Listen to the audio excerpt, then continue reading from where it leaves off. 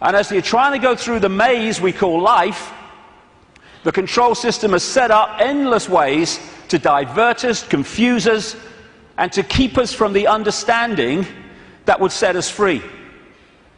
And that's what I want to talk about in the first section today. The idea is to keep humanity constantly bewildered, so we don't know where we are, who we are, what even reality is. But when you connect the dots, and so many of them, as we'll see today, have on the face of it no connection to some of the others, when you connect the dots, the light goes on, and suddenly the picture forms. And what I'm going to do today, I can't fill in endless detail to support what I'm saying. That's in the books. And that's what books are for. Because even in the long, long day that we've got today, and all the hours I'm going to be speaking, I need that time just to connect individual dots and show how they connect together. Because that will make the world we live in phenomenally different to the one that sold us from cradle to grave. The elephant in the living room appears when you connect the dots. When you connect enough, the elephant it's so blatant. But when the dots are unconnected, there's no elephant there, because you can't see it. And that elephant in the living room is that there is a multi-level conspiracy, and it is multi-level, to enslave humanity in like a global concentration camp. The trick is to make sure the slaves don't realize they're slaves, so they don't do anything about their slavery. Although as this moves and moves towards its goal, that is becoming more obvious. When I first started on this journey 20 years ago, the first few years, all the information coming to me in the, like I say, incredible synchronicity of meeting people, seeing documents, coming across information, having experiences. That first few years were about what I call the 5 sense level of this conspiracy. The banking scams, the police state, the Orwellian surveillance, the big pharmaceutical cartel, attack on the human body and the human immune system, engineered wars. And then after a few years, I started to move through the synchronicity, just following the clues as it said at the start. I came across this reptilian connection to the families that are running our reality. And then the most important part, from about 2003, 2002, when the synchronicity started taking me in to the nature of reality itself. And until we understand at least the themes of what this illusion is, we can understand nothing else about the world as it is and the way that the control system works. And then, over the last year, that synchronicity and the puzzle pieces has taken me into, perhaps for many people, I understand it, the most extraordinary area, which is that the moon is not what we think it is. Now, can you imagine if you've come along today out of curiosity? We're a few minutes in, and your eyes are on Bill. He just said reptile. He couldn't have done. He did. I heard him. Funny. Well, we're going to get into some strange stuff, especially in the second section. Well, the first section's strange. What the control system doesn't want us to know is that this reality, in terms of its physicality, the one we think we're experiencing now, is an illusion. There is no physicality. There is no out there. Everything I'm looking at now out there is going on in here. I'll come to how that works. It is so simple. As the great American comedian Bill Hicks said, great, great man. All matter is merely energy condensed to a slow vibration. We're all one consciousness experiencing itself subjectively. There is no such thing as death. Life is only a dream, and we're the imagination of ourselves. Here's Tom with the weather. Do you think magic mushrooms growing atop cow shit was an accident? Where do you think the phrase, "that's good shit," came from? Why do you think Hindus think cows are holy? Holy shit. Not all drugs are good now. Okay? Some of them are great. Just got to know your way around them is all. I've had good times on drugs. I've had bad times on drugs too. I mean, shit. Look at this haircut. I used to love tripping, man. There was always one guy when you were tripping who wants you to do something to enhance the trip. You know what I'm talking about? You're tripping? Oh, dude, you gotta play miniature golf.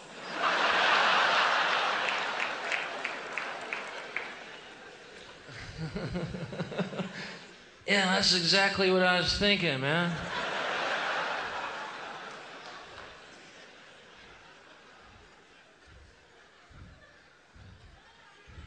I'm just sitting over here watching the pyramids be built by UFOs right now, but get me to that fucking golf course. I'm watching Jesus fly around on a unicorn, but I bet that little miniature golf will be just the thing to make this trip peak.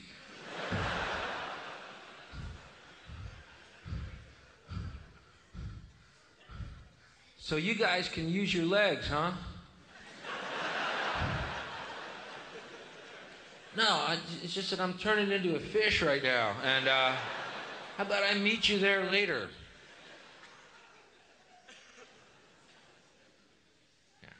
Thanks, I'm pretty fucking high right now.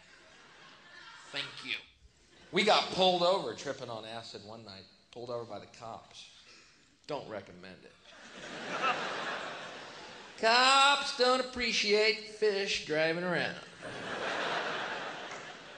They frown on that. Long night, man. Cops were tapping on this window. We're staring at them in this mirror.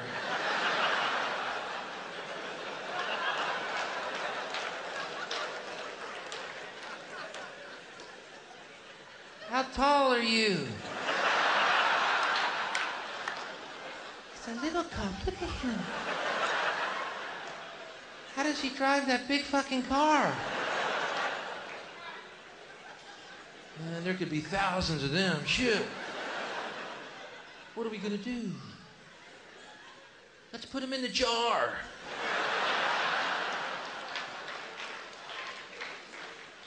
Made perfect sense at that moment.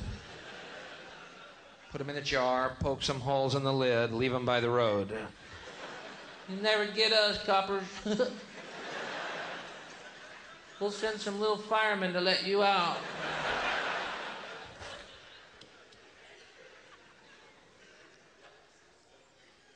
Hey, I bet they know where the miniature golf course is. Boo.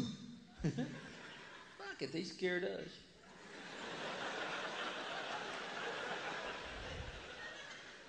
Son, you want to stand up, please?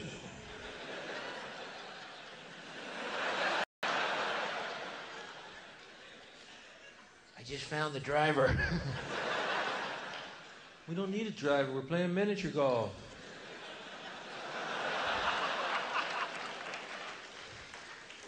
True story. Now, later, when I was released, I mean spiritually, I feel... I'd like to see some ID. I'm me, he's him, you're you. Put your hands against the car, please. Which one? The UFO, the unicorn, or your cruiser? And I've only taken psychoactive drugs once, well, 1.5 times. The main one was in Peru when I took something called ayahuasca in 2003. And for 5 hours, I had this voice, as loud as mine is now, took female form, talking to me about the illusory nature of reality. And when I came back out to Britain, it happened in the Brazilian rainforest, I started following up names, dates, places type information, what I was told. And it was extraordinarily accurate. It's amazing that mainstream science has sussed most of this, but doesn't realize it as, because all the disciplines don't talk to each other. When you connect the dots, you realize they've already established that this is an illusion. But that doesn't go down well because it's too close to the truth. And how I experienced that state beyond this world, beyond vibration, was as stillness and silence. And that's what all possibility is, the stillness and the silence. There was a great line that voice said to me when it was explaining the nature of reality. It said, if it vibrates, it's illusion. You can trick the brain into seeing things that aren't there. These are pictures of paintings, etc., on the flat surface, the flat road, the flat pavement. And yet you can trick the brain into reading them as three-dimensional. That's on a flat pavement. So's that. Is that a woman's face, or is it a flower and a butterfly? Very easy to trick the brain to decode reality in a certain way. For instance, is this a man and a hand, or is it a Mexican, a woman, a bush, and a dog? Depends how you decode it. And the control system, en masse, is manipulating 24/7 the way that we decode reality. So we decode it in line with what suits the control system. As Einstein said, reality is an illusion, albeit a persistent one.